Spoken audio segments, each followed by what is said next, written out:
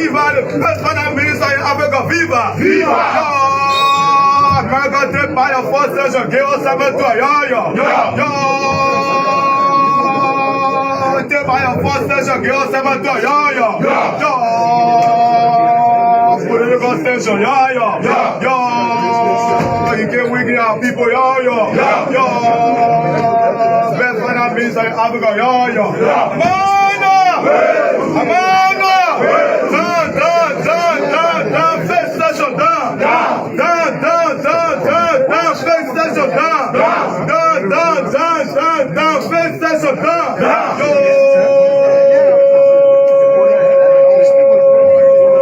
America, you fasting, Lord,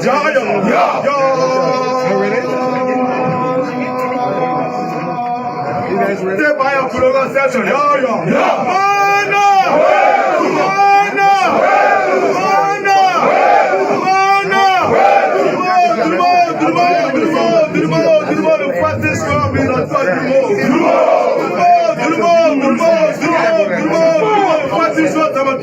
people,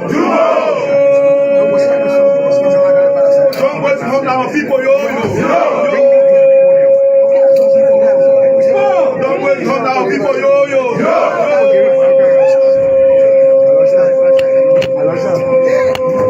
our people did nothing,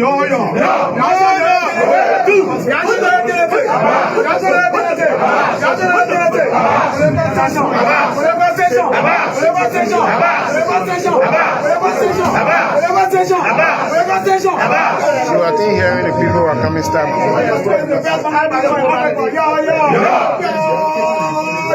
I say I come and start hearing the process. Yeah, y'all can join.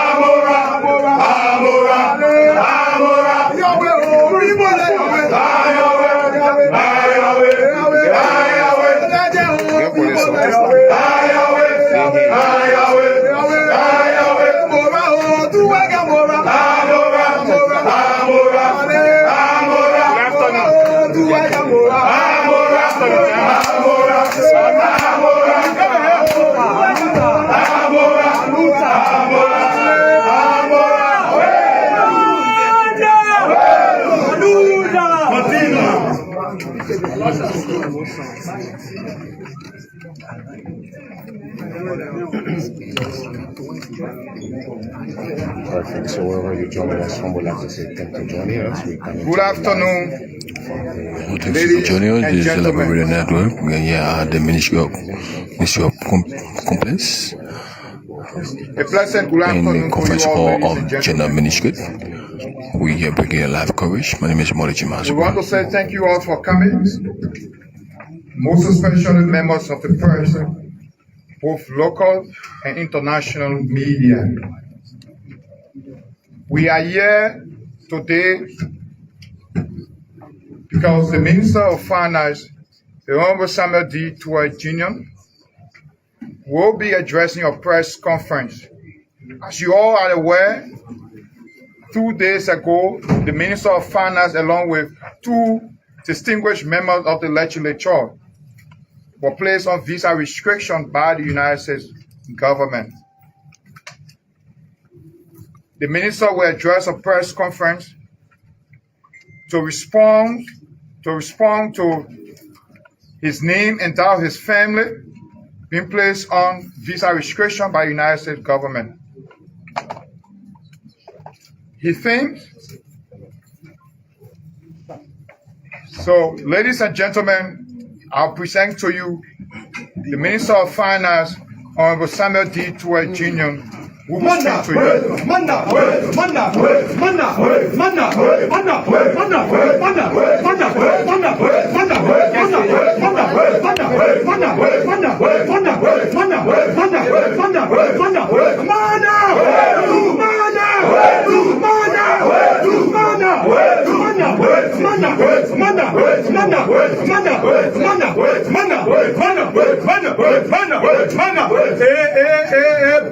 Finance Minister in Africa, don't waste on our people, political failure, we know your charter,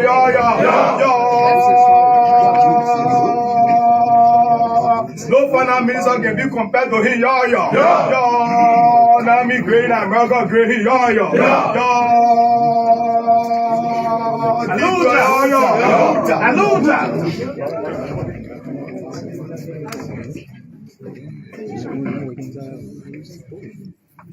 Thank you. Ladies and gentlemen of the press, distinguished fellow Liberians and patriots, under the sound of my voice in Radio Land, I have invited you here today to respond to United States Department of State's imposition of visa restriction. Senator Pro Tempore, Senator Tweh, Senator Emmanuel Tweh on November 11, 2023. In the morning of November 11th, I received a FaceTime call from my 11-year-old daughter and first child, Samuel Tweah, who was in the 6th grade. She was calling to say she had won the writing competition she had started in November. She wrote a 12-chapter short story called The Emerald, about twin sisters whose parents had died after giving birth and who went out to use a magical emerald to save their school and their world. It was the brightest morning I had seen in years. At age 11, I do not believe I had my daughter's imagination, and such achievement can keep dad smiling all day. I was having a really bright day. By 7 in the evening, my wife showed me a text from my sister Orita Pano in the United States, describing what would eventually be a visa restriction imposed by the U.S. State Department. The glow of my morning transformed into a gloom of a pitch. The propagandists and malicious detractors were sustained against me when I became Minister of Finance and Development Planning in 2018. A prolonged campaign of lies, misinformation, propaganda, and disinformation had finally succeeded. This was my initial reaction. I could only feel sorrow for my wife and darling little children. In a mere 75-word paragraph, the 3 individuals with their families were both summarily accused and rendered guilty without any due process of law, their respective lifetime reputations summarily impaired by dint of misinformation and false allegations given to a powerful country. The allegation and verdict reads thus: pursuant to Section 7031C of the Department of State Foreign Operations and Related Programs Appropriations Act 2023, the United States hereby publicly designate Tweh, and Tweh for their involvement in significant corruption by abusing their public positions through soliciting, accepting and offering bribes to manipulate legislative processes and public funding, including legislative reporting and mining sector activity. As part of this action, the immediate family members are also designated, including their spouses, Delisha Berry Tweh, Abigail Chie, and Victoria Brown Tweh, and Tweh and Tweh's minor children. The above verdict against us and our respective families is unbelievably unjust, unfair, and a fundamental violation of our rights. As the Minister of Finance and Development Planning, I have never abused my position through soliciting, quote, soliciting, accepting, and offering bribes to manipulate legislative processes and public funding, including legislative reporting and mining sector activities, unquote. I've never done so whether in dealings with the national legislature or in dealings with any other branches of government or institutions of government, of the government of Liberia, or with private sector actors. As minister, my job is to provide approved resources to the national legislature upon request and subject to the availability of cash. I've never influenced, quote unquote, legislative processes, whatever that implies. Specific reference to the mining sector confuses me, but I believe this reference pertains to my involvement to developing a multi-user gateway to the third-party amendment of ArcelorMittal's current concession and through granting real access to HPX High Power Explorations Incorporated, an American company owned by American billionaire Robert Friedland, looking to transport rail from Guinea through Liberia through the Port of Buchanan. I say so because about a year ago in Washington, D.C., I received a hint that persons connected with the American company HPX were trying to get me on Treasury sanctions because I was allegedly and supposedly, quote, favoring ArcelorMittal Limited over HPX and preventing HPX from accessing the rail to conduct its investment in Guinea through Liberia, unquote. My informant knew this was unjust and unfair. Knowing the role I was playing on the Inter-Ministerial Concessions Committee and understanding the difficulties and complexities of the negotiation, I was also informed that persons close to HPX were considering sanctions against me because the company had paid $37 million to the government of Liberia through the national budget since 2019 and was yet to have an agreement with the government. Legitimate monies received by the government of Liberia for the development of Liberia through the national budget is never a bribe. That an agreement has been difficult to reach because of complexity surrounding a pre-existing agreement is no reason to threaten government officials with sanctions.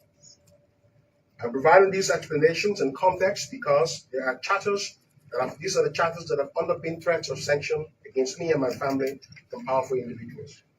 It is important for the public to understand and know these things. We have not discussed them publicly as a government, but now we have to discuss them under the current circumstances. Sanction. I should withdraw my support for ArcelorMittal Third Amendment until after the election. It was on that basis that I advised the President, Dr. George Weah, to turn over negotiations on the rail to the United States government, since too much propaganda and misinformation were threatening to destroy members of his cabinet. The President obliged, and the Americans for a brief moment tried to bring both HPX and ArcelorMittal together to reach some understanding on the multi-user rail system. Meetings were held in London and Washington. Unfortunately, these meetings did not achieve anything, and the Americans withdrew and turned negotiations back to the government of Liberia. The truth of the matter is that ArcelorMittal has an agreement with the government of Liberia signed by the United Party government that gives Mittal the right to use the Nimba rail to be the operator of this rail. In the government's vision to develop a multi-rail system, we have tried to have ArcelorMittal relinquish operatorship of the rail to an independent third-party rail operator for purposes of fairness and equity. Mittal has not been open to this position, and we have been at a deadlock for more than 3 years. Realizing the impossibility of having Mittal give up rail operatorship, and knowing the government was not willing to proceed to international arbitration, which is international dispute adjudication or court.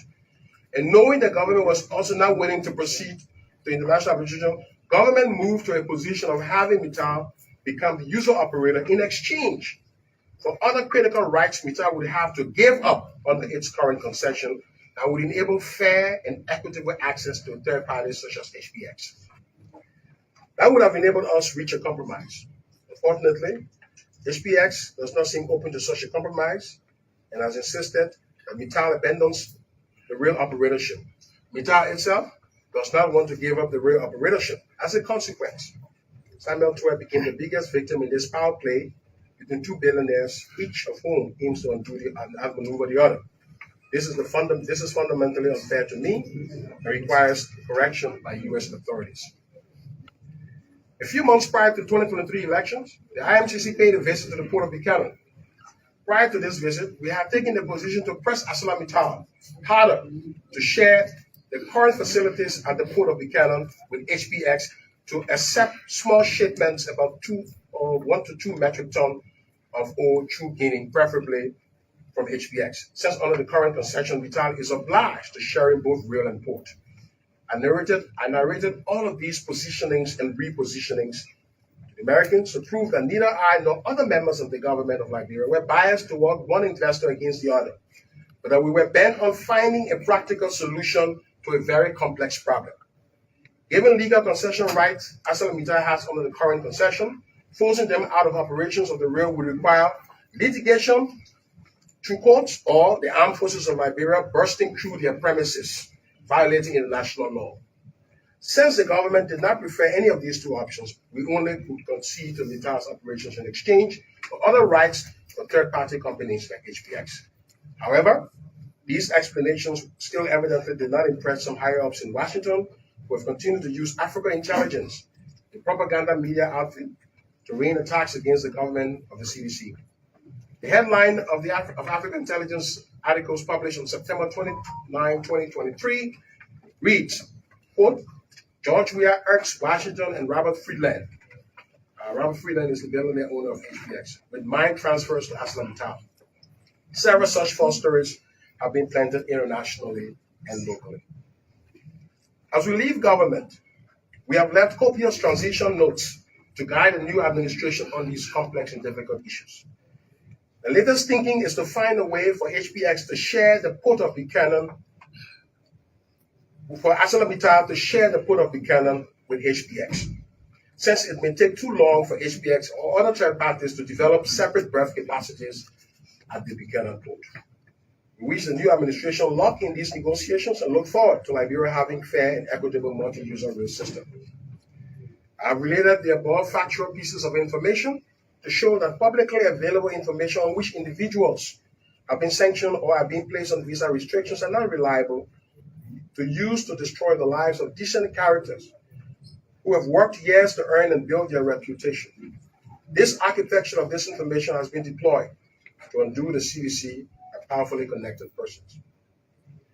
These public designations, without any due process, without any investigation to which those who are accused are involved, where they have the chance to dispel rumors and counter misrepresentations or misinformation, do not represent the values and norms of the democratic, free-loving America I have admired since my youth.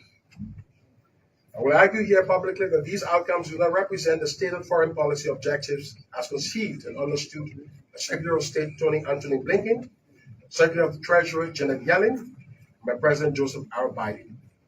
I know these outcomes are the work of powerfully placed officials or bureaucrats within the U.S. government who have deep connections and relations here in Liberia and who are sworn to and are committed to weakening the CDC. The recent designations are a mere strategy to disorganize the CDC while the incoming government struggles to find its bearing and to prevent a powerful, experienced, and knowledgeable CDC from mounting the fiercest political opposition. I will also observe that this is the fundamental unfairness to the conduct of foreign policy in the country and against a government that has shown nothing but commitment to the stated foreign policy objectives and interests of the United States. President Weah has advised his cabinet that the larger calculus of foreign policy considerations impinging on American interests, he stands with the American people. Liberia has sided with all resolutions against China, against Russia, and even when the rest of Africa took a different position. Most recently, in the United Nations resolution to end war in the Gaza Strip, which would bring peace and end the killing and suffering of Palestinians, Liberia stood with America to say no to ending war. Despite this support, we still see the dismantling of the CDC. Yet we are made to believe that these designations are targeting individuals only. With the evidence at our disposal, we beg to disagree. The post-elections timing and character of recent designations are even more confusing and suspect.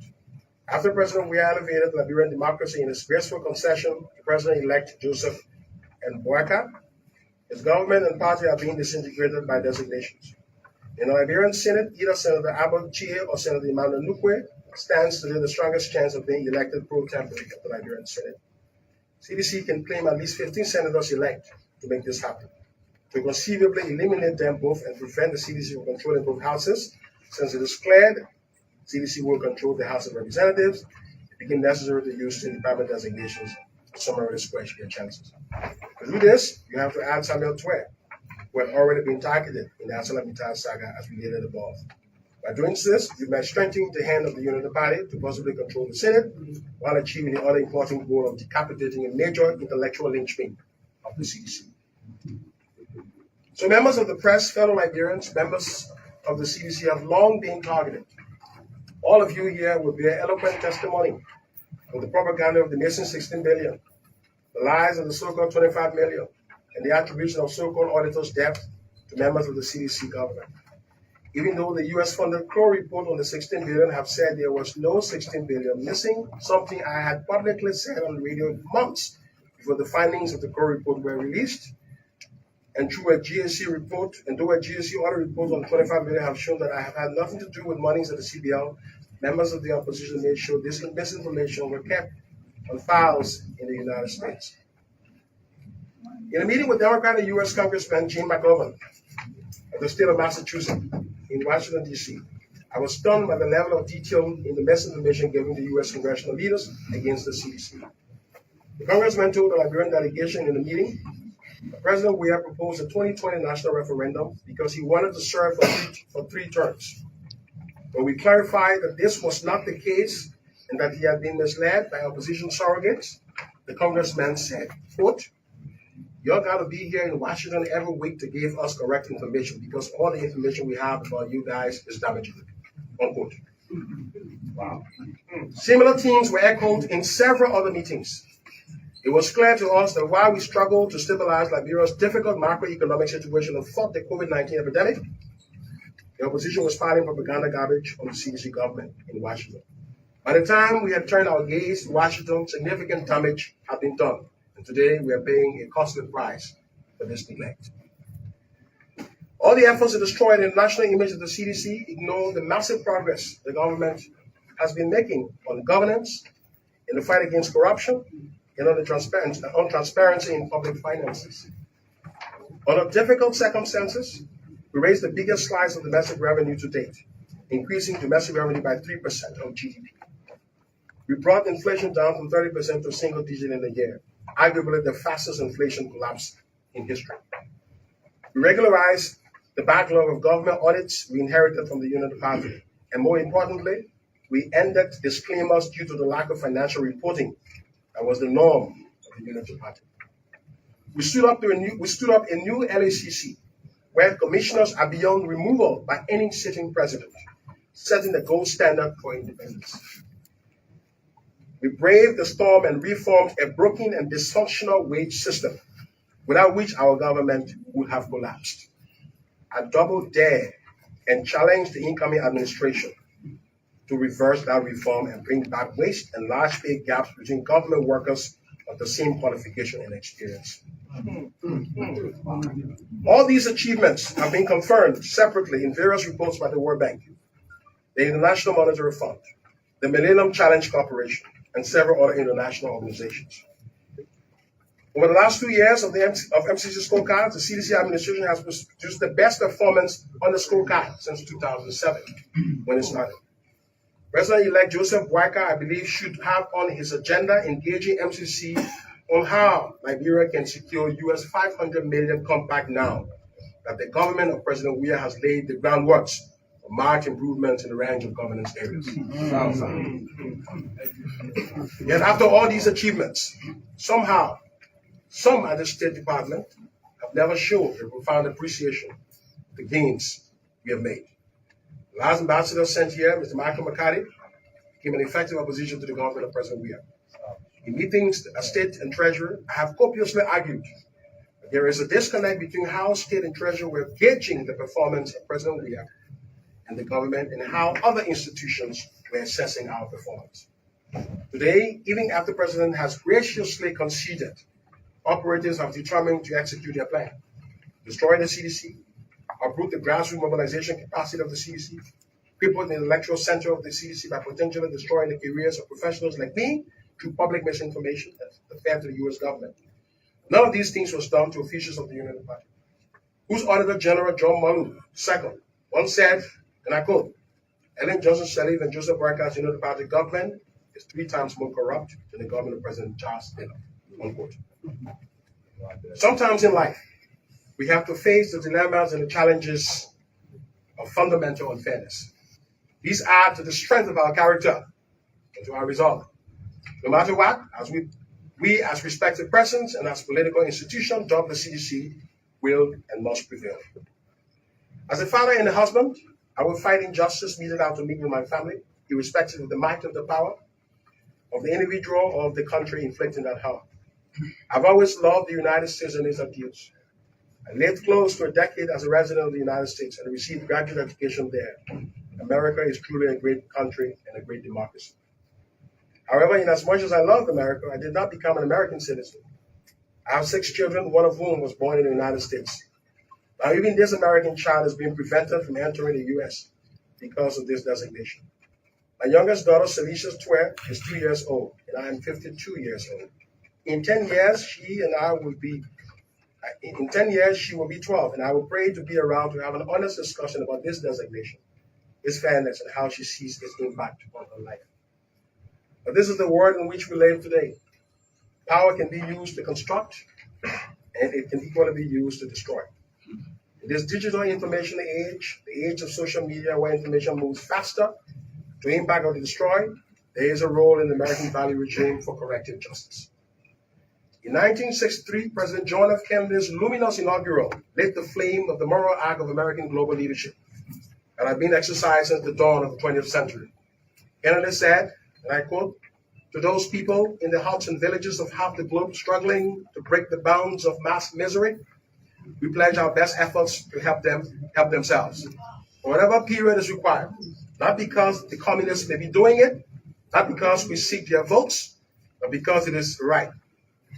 If a free society cannot help the many who are poor, it cannot save the few who are rich," unquote.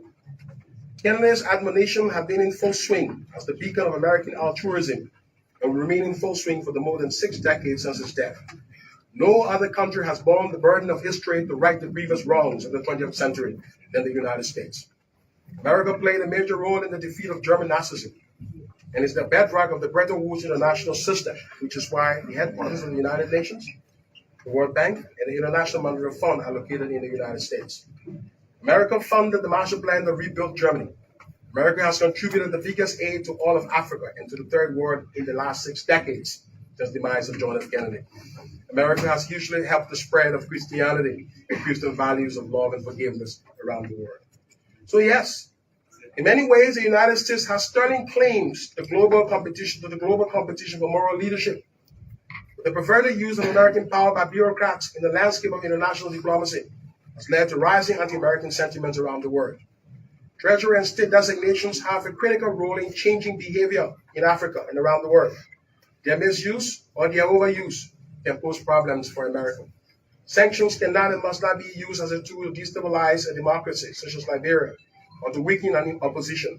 7 persons receiving designation in the space of 3 years from largely one side of the political divide in a country that is both a democratic and has more recently become a macroeconomic exception in West Africa should tell U.S. cabinet secretaries, U.S. congressional leaders, and U.S. presidents that something is afoul that requires a holistic review. I hope in fighting to overturn the injustice that has been meted out to me and my family, I can contribute immensely to perfecting the use of American power for the greatest good of the world and of humanity. I thank you.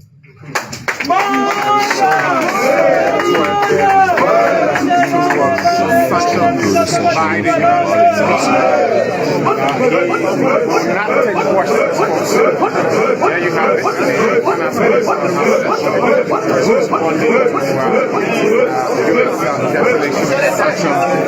By him, the Minister of Finance, was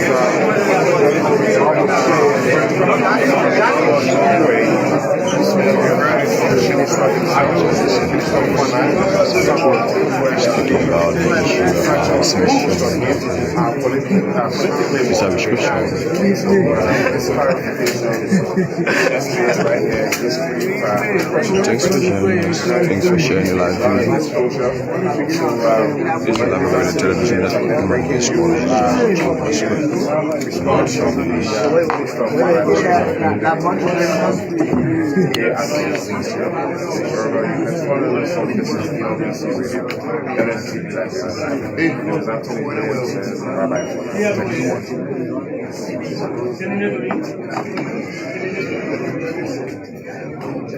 Thanks for sharing your life. Supporting us. This is Liberated Television Network. And we're brought you live coverage. My name is Smalley Chimasu. Thanks for watching.